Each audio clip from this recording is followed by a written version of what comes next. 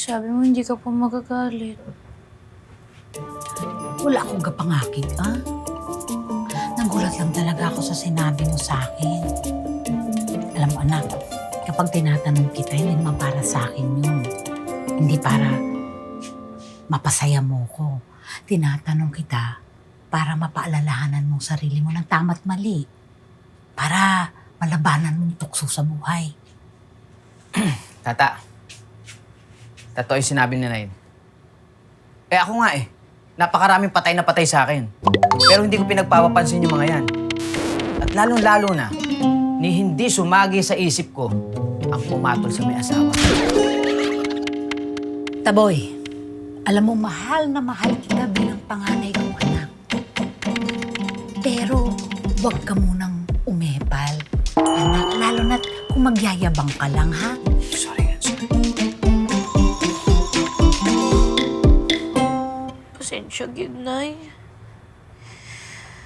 Naramdaman ko lang po Pero alam ko naman kasi na mali na magkagusto sa may asawa.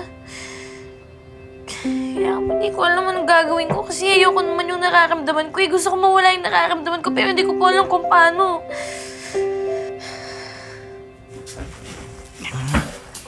Anak, ang una mo nga himuon, patawarin mo yung iyong kaugalingon.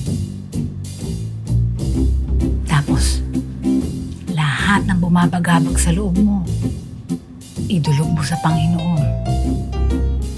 Tutulungan kanyang maliwanagan ang puso at isip mo.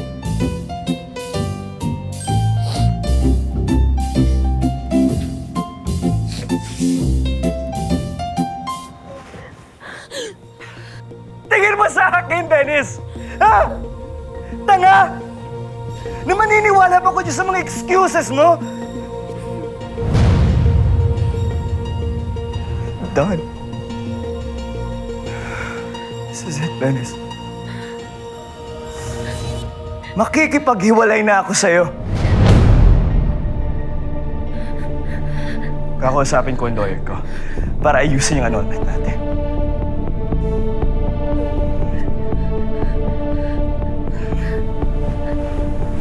Sis, Kita mo to? Kita mo to!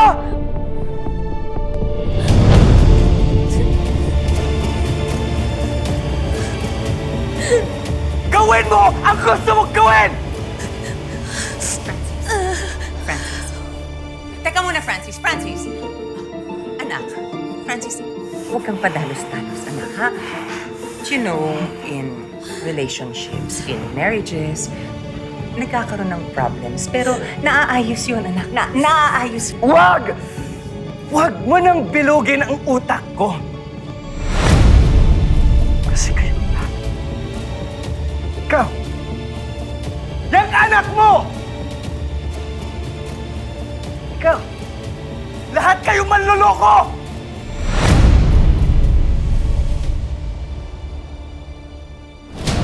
Francis!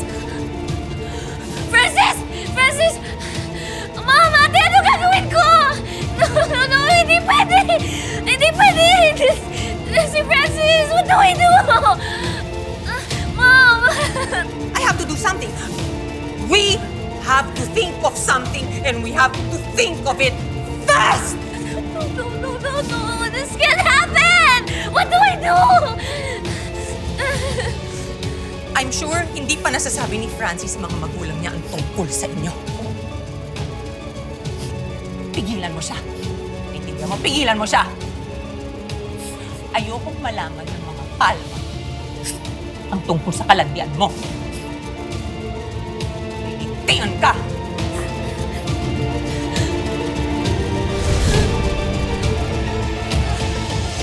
Nay. Bukas pagising ko magsisimba agad ako. Mangungumpisal po ako.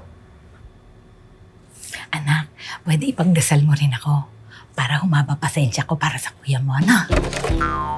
Po, ako nga din po Ay, si Kuya I love you, anak. I love you, Nay.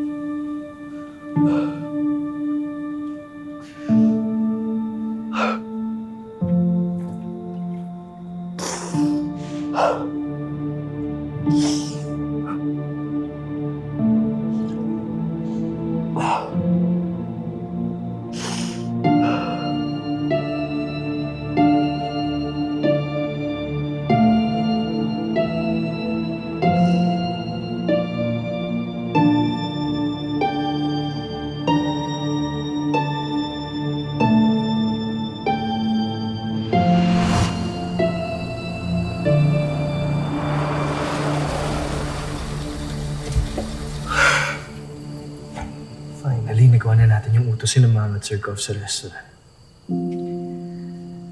Kaso nagkamali pa ako sa inventory eh. Mapagalitan na naman ako niya. Teka nga lang, Francis. Punta muna tayong simbahan. Gusto kong magdasal. Pero kuya, gabi na. At wala na pating tao doon. Mapagalitan na naman tayong dalawa. Lalo na ako. Alam mo, for sure, papagalitan naman talaga tayo kahit maaga pa tayo umuwi. Lagi naman galit yun. Kaya sasaglit lang tayo sa simbahan. Eh, bukod sa pagdasal, gusto ko lang naman ng konting katahimikan lang din. Kahit 30 minutes lang. Alam mo doon kasi sa simbahan, hindi natin maririnig yung mga pagpapagalit sa atin ni Mama at ni Sir Gob. Walang utos, walang sermon. Kanami kung katawhay isang kalibutan. Tsaka, mamaya na nating harapin yan si Sir Gob. Huwag kang mag-alala. Ha, ako na bahala magpaliwanag sa kanya. At akong bahala sa'yo. Hati tayo sa sermon. Salamat kay Kuya. Sige, tala tayo sa bahay. Tara. Ayos. Tara.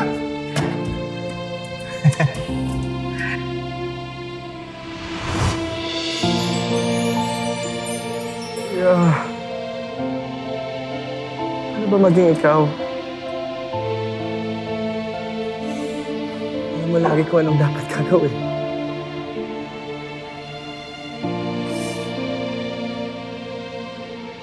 Kung anong sasabihin.